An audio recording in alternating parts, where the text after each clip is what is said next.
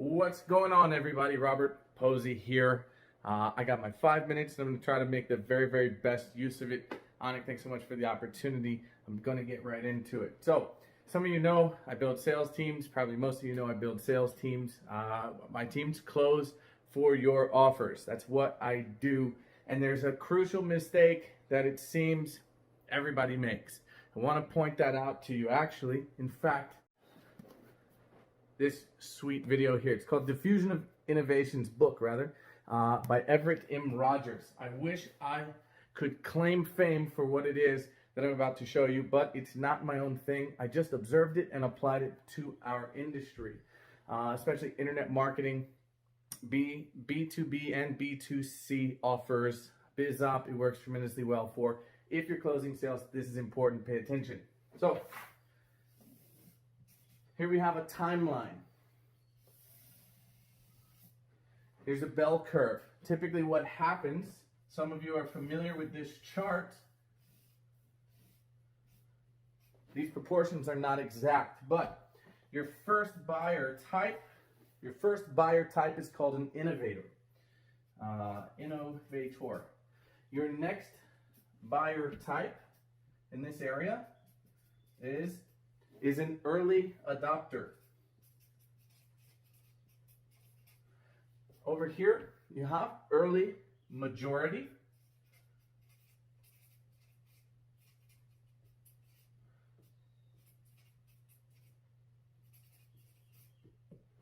Then you have your late majority.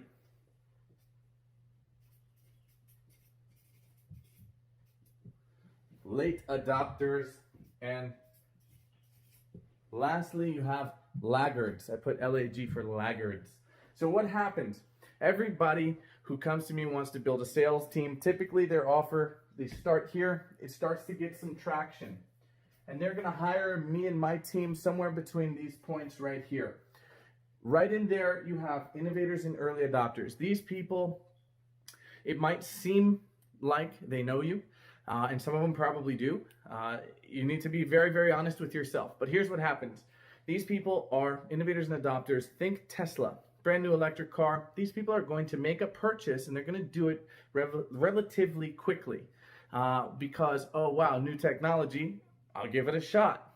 They're also a portion of this market that is capable of making a purchasing decision, making a buying decision. They have money, they have the funds, they have the time, the resources, and they're perfect in the position ready to buy your thing. Next, after they hire us, what happens every single time? We scale them. We've been historically very successful at getting offers scaled to what would seem like the peak. Anywhere from $20,000 to $50,000 is where somebody will come to us per month and they'll say, hey, I can't take anymore. I need a sales team. They hire us, we take over, and we usually take them from $250,000 to $500,000 per month before we start to hit anything resembling the top of a bell curve. Every time though, what happens is we're progressing through your market, and your market is based on your marketing. How have you built your audience? So as we progress later and later into this market, we're going to find that the way that they make decisions is different. They don't have as much trust. They're not as inclined to make these buying decisions as quickly. Maybe they do need to talk to their wife. Maybe they don't have as much money. And maybe that's because they aren't inherently risk takers. There's 101 million things about the sociology of these types of buyers. But I'm going to teach you how to combat it. I'm running out of time, but let's see if we can get there. Every time we get someone to this peak, magically, all of a sudden, the numbers will fall down. Why? Too much attention to one channel, one offer. They're only focused on the one thing, and because they scale too quickly, they have amazing expectations, or rather crazy expectations. We match them, and their whole thing falls apart. So what can you do? If you want to create a timeline that looks more like an S-bend, then along this path, I want you to pay attention to a handful of things. Number one,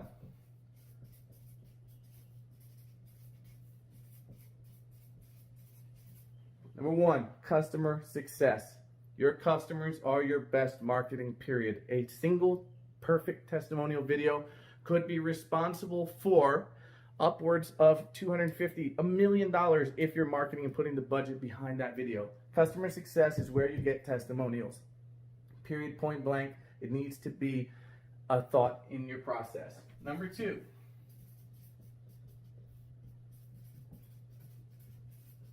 multi-channel advertising. If you're not organic, if you're focused on Facebook only, then you are doing the wrong thing, or rather you're doing only a portion of the right thing.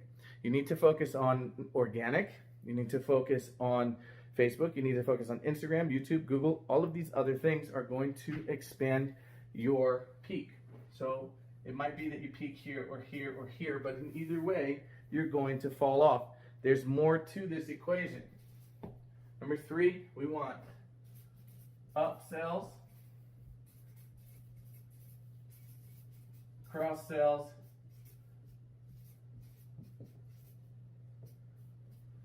upsells, cross-sells, and downsells. These must be in place. Number four,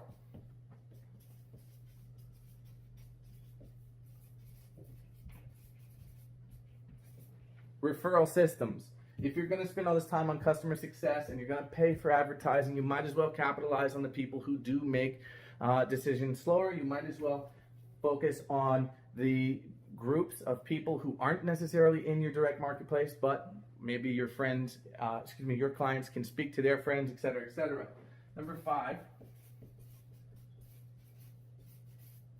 follow-up processes. Like I said, if you're spending the money to get these people in, it's not about a one-call close.